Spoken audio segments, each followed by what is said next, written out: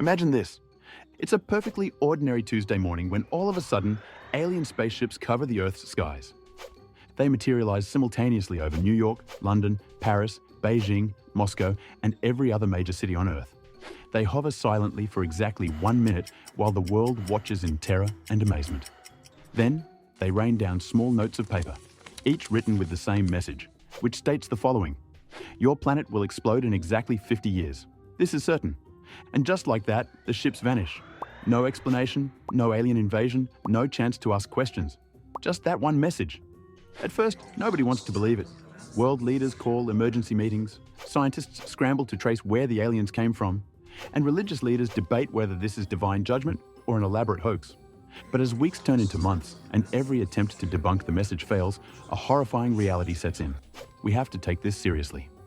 The first year is absolute chaos. Stock markets crash as people abandon their retirement plans. Crime rates spike and law enforcement struggles to maintain order. While others party like there's no tomorrow, because there might not be. But by year 2, the denial phase ends. Because the smartest minds on Earth all reach the same conclusion. We can't afford to gamble that the message was wrong. So the world's superpowers do something unprecedented.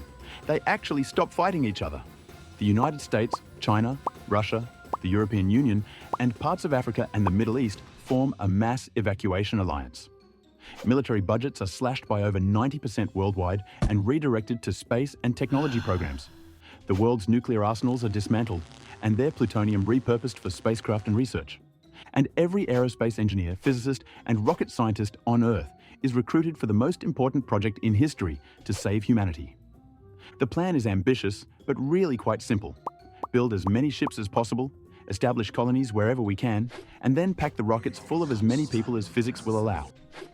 Within a few years, the Moon becomes humanity's shipyard and gas station, with permanent bases rapidly sprouting up. And Mars gets its first base by year 5. But then comes the terrible math that nobody wants to acknowledge. Even with every nation working together and unlimited funding, we can only build enough ships and bases to save maybe 10 million people out of 8 billion. That's when things start to get ugly. How do we go about selecting who gets to live? Well, of course, the ultra-wealthy might be able to buy themselves a few seats if they donate their wealth towards the rocket research programs. But what about everybody else? Well, the Americas and Europeans ultimately chose a lottery system mixed with essential skills. And China implements a merit-based system based on social credits and genetics. But surprisingly, many willingly choose not to go. Even those who could qualify for evacuation choose to remain. Some out of guilt of leaving family members behind. And some simply because Earth is home, and they want to be here till the end. As the decades pass, Earth becomes increasingly strange. Crime actually begins to drop. After all, what's the point of stealing when money is becoming more and more meaningless? And wars stop entirely by year 25. Because why fight over land and resources that are doomed anyway? Also, infrastructure begins to crumble as the engineers, scientists, and tax dollars are mostly gone. But something beautiful happens in the final few years. Without the pressure of building a future, humanity becomes more human. World borders dissolve completely, and people travel freely. The beaches are crowded with families, savoring their final moments. On the final day, billions gather with their loved ones. Some pray, some sing, some simply hold each other. The colonies watch from space, helpless and grieving. Then, when the clock finally reaches 0, nothing happens. Okay, maybe the aliens' calculations were a few minutes off, so they wait. But then, the aliens show up again, this time with another note. And before the notes even have time to finish falling from the sky, the aliens have already vanished again. This time, the note says that our civilization has done very well at cooperating with each other when faced with the threat of extinction.